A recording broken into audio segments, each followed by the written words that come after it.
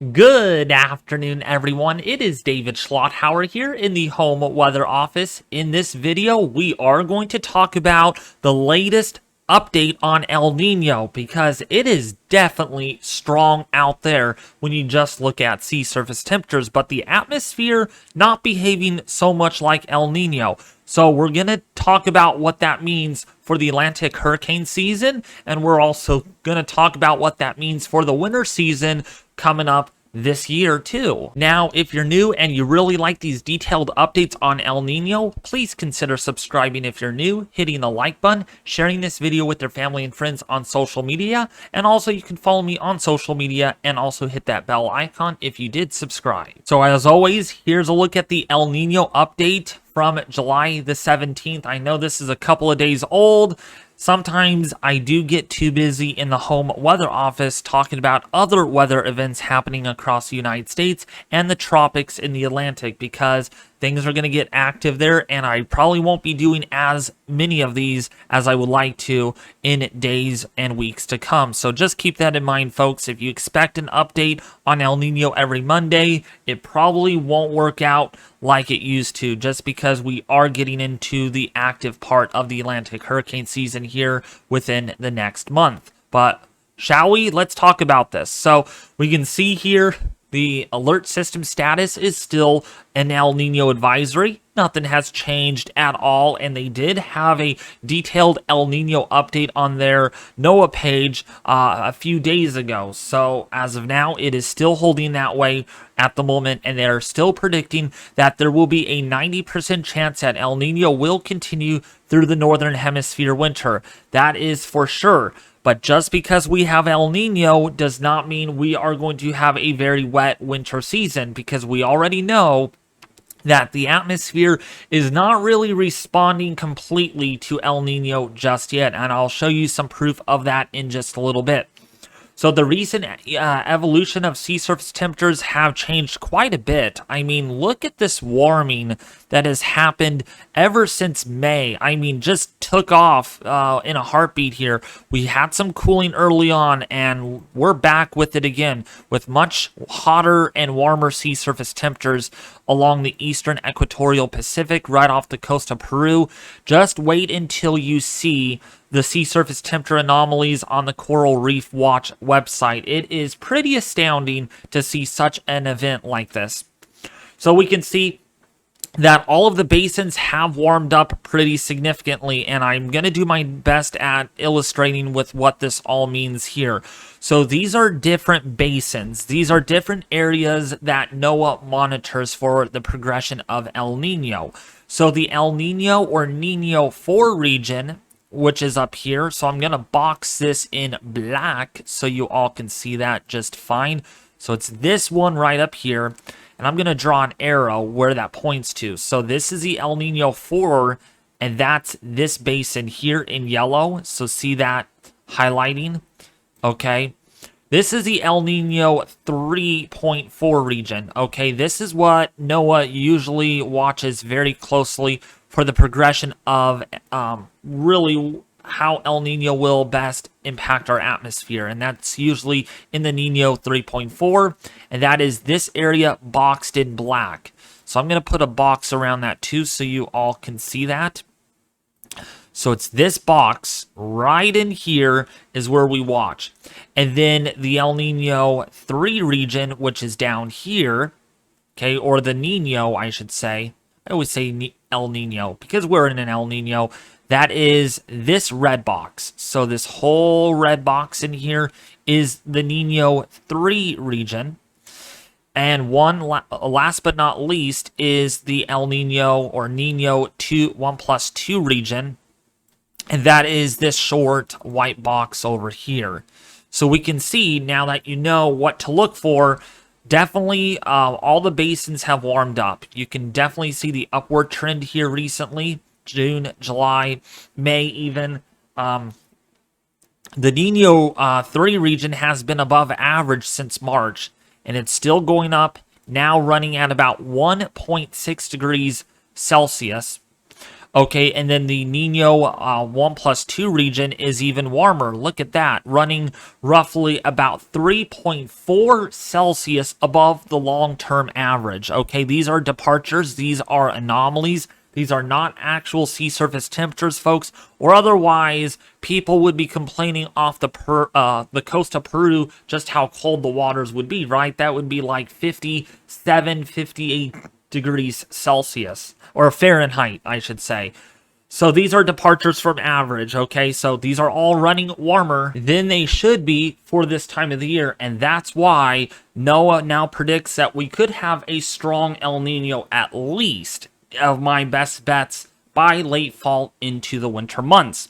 So let's go forward and see those sea surface temperatures over the last 4 weeks. Excuse me if I'm sniffling a lot. The allergies are back in the office. Probably because my AC is running in my room. I actually moved it into my home weather office because I just can't deal with the heat. We're going to get into another heat wave here in a couple of days. Temperatures about 105 plus around my area. Lovely. Isn't it lovely when my office gets too hot? Yeah, it's going to be a long summer. I have a feeling about that. So are these folks down here off the coast of Peru. Really warm sea surface temperatures. More of that like summertime, right? Well, not really summertime because it's very anomalous, but 3 to even 5 Celsius off the coast of Peru in Central America in the last 4 weeks. That is absolutely ironic. And usually forebodes very strong El Nino events for the late fall into winter. So we're going to kind of skip forward here. Upper ocean heat conditions. Again, the thermocline index is still reflecting that of an El Nino, of course.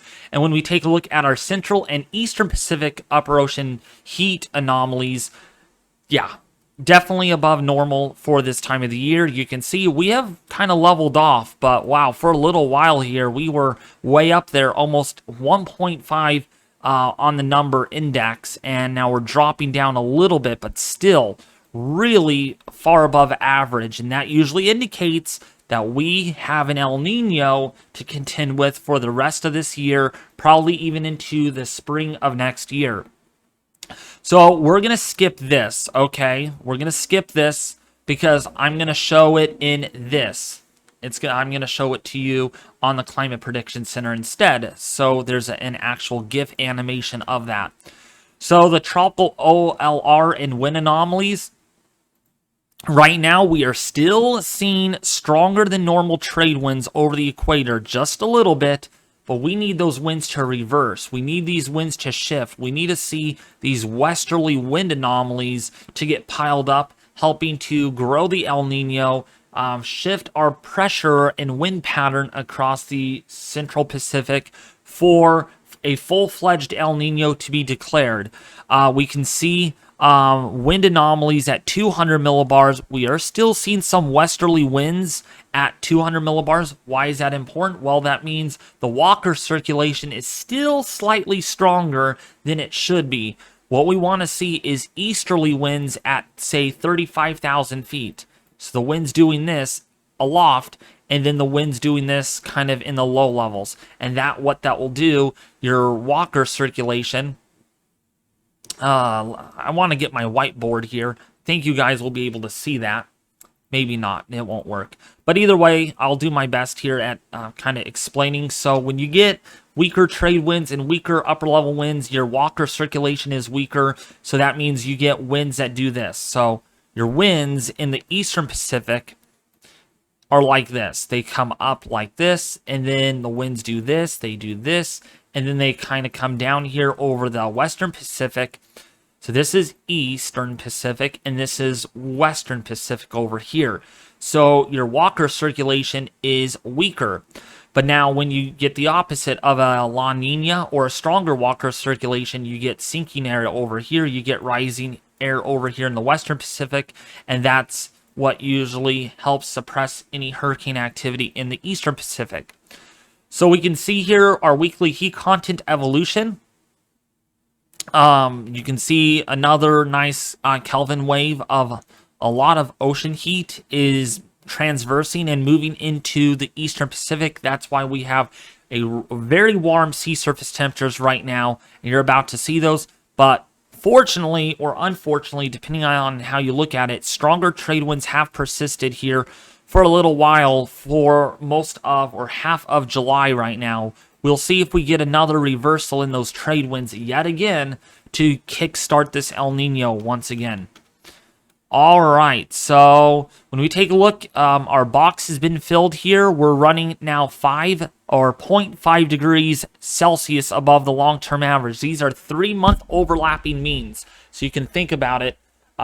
We overlap, right? So when we get 0.5, that's declared definitely an El Nino. So when you look at the last 3 months overall, we are seeing a weak El Nino right now. Even so, currently it is a very strong one, but we have to blend those 3-month averages out for that to be declared, for it to be stronger. So the latest CPC does indicate that El Nino, greater than 95% chance that El Nino will last all the way through perhaps December through February, even through January and March. We could have a 94 to 95% chance of El Nino. Definitely neutral conditions are not likely expected. That's for sure. No La Nina. You can forget about that. There's not even one chance of that even occurring here, which I guess is good in some sense, depending on where you live. If you live in Australia, might not be a good thing at all. But if you live, say, in California, the desert Southwest, the deep south of the U.S., this could be good news for this winter season. So the IRI index, so some of the models do project that this could become 1.5 to 2 Celsius. Some of the models are still bullish, indicating a very strong El Nino event in the 3-month mean by the time we go into the winter period. The CFS model, however, is not indicating that, and indicates that possibly right around 1.5 degrees Celsius between late fall and into late winter is where I think this will likely peak. Now, there is another tool that I like to use that is similar to that. It is actually this. And so let's click on the seasonal forecast from the CFS. And this is the latest forecast that was released. And we can see how it is different. So what you see here is more likely an ensemble. Okay, let's go back to there. This is different than this. This has it at 1.6. This has it at a little over a 2 on the ensemble forecast. And some of these runs take it really up there. I mean, we could be in reach of a very strong El Nino. I mean, if this continues the way it goes, hypothetically, if we draw a line, the strongest it could get still can make a run by late fall is about a 2 Celsius in the 3-month mean, which would likely mean monthly averages would probably go up to about 4 or 5 Celsius. So definitely a strong one, to say the least. So now, let me make sure I covered everything. And I did. Okay. So now let's take a look at our actual sea surface temperatures. This, my guys, is pretty concerning. All right, and I will mention the Atlantic Basin yet again in this video. Even so, this video is mainly on a sole factor of El Nino. First of all, we have our El Nino. We get that right. A nice, good, strong El Nino that is in place, especially in the Eastern Pacific. But it's having a hard time going further to the west, or those warm anomalies are not able to migrate further west because of this cold PMM that we have along the west coast of California and the U.S. But, I mean, come on. I mean, you look at this El Nino, you say, okay, good. We're not going to have a really busy Atlantic hurricane season. Not. Look at these warm waters throughout the main development region, and even in the Caribbean, in the Gulf of Mexico, off the Iberian Peninsula, off of Western Africa, into the Cabo Verde Islands. I mean, come on, come on. I mean, this is ridiculous. 2 degrees Celsius above the long-term average. So, even so, and some questions were like, or some comments in my previous videos like, come on, David, there's not going to be a very busy Atlantic hurricane season. You can forget about it. El Nino tends to increase shear across the Caribbean and tends to destroy the Atlantic hurricane season. That's not the case this year. You got to understand things, folks, that usually during an El Nino, we have a cold Atlantic, right? That would otherwise mean a very dead Atlantic hurricane season. But instead, these waters over here in the Atlantic are well above average, getting close to record-breaking for this time of the year. We have 33, 34 Celsius waters off the Florida coast. I mean, it is pretty concerning. And when we have this El Nino, a lot of the upward motion favors this portion of the world more than it would otherwise. And that's why I think, despite a strong El Nino, we're going to have a really big Atlantic hurricane season. And we'll be talking a little bit more about that in a couple of days when we get more information out. So El Nino has intensified a little bit more. You can see these warm anomalies, or the trend in the last 7 days has been for these waters to warm up a little bit more. Look at the Atlantic out here. I mean, in the last 7 days, we have added an additional ½ degree to 1 degree Celsius warmer. Look at the Gulf also warming up. Look at, I mean, come on. Look at the waters over Bermuda. Already about 1 degree to almost 1.5 degrees Celsius warmer than it was a week ago. So the Atlantic is warming up very quickly, and it is, we're getting to the point that we're going to have to really start watching the Atlantic for tropical development, because anything small could turn big pretty quickly. So when we now look at the CPC, let me refresh this. For our GIF animation is not going to work, so let me go back and there we go. So we can see these are subsurface temperature anomalies. Okay, these are not actual temperatures. Okay, so just understand that these are anomalies. And look at July the 12th. Look at this big mass of warm, deep, rich water. Look at this right there, really warm, 4 to 6 Celsius above the long-term average, and that's getting ready to surface. And you can see it right here, yeah, beginning to really surface.